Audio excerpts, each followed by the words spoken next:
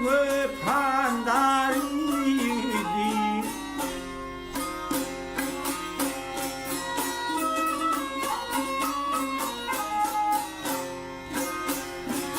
Giyip çıkıyla demradonlar artar hüneriydim.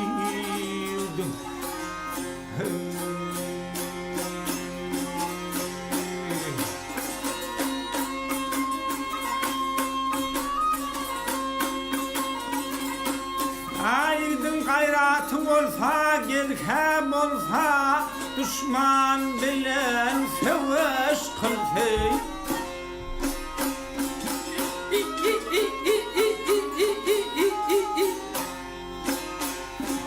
Atı gelva gel öri kalsa ağlar yeneziydim.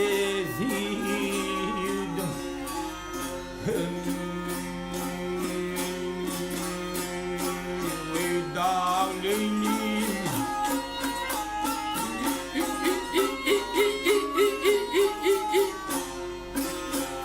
alfa leylim. Atı gelva gel öri kalsa ağlar eziydim.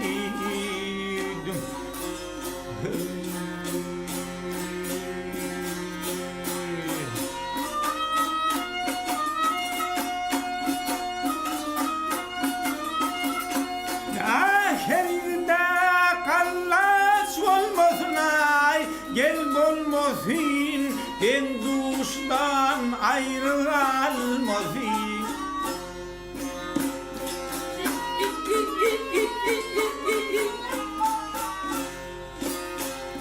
Üveğin nazarını salmasın ah, söyleyarıydım.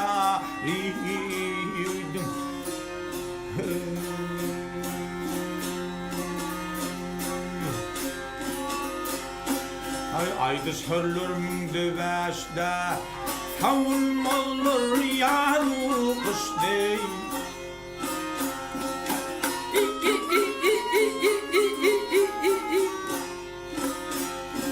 Kuvvetin kasara altmışda, 30'dur yaşıydım.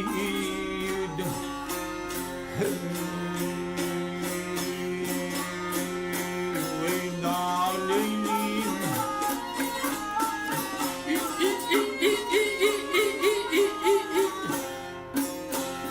alfa leylim. Kuvvetin açar 60'da, 30'dur yaşıydım.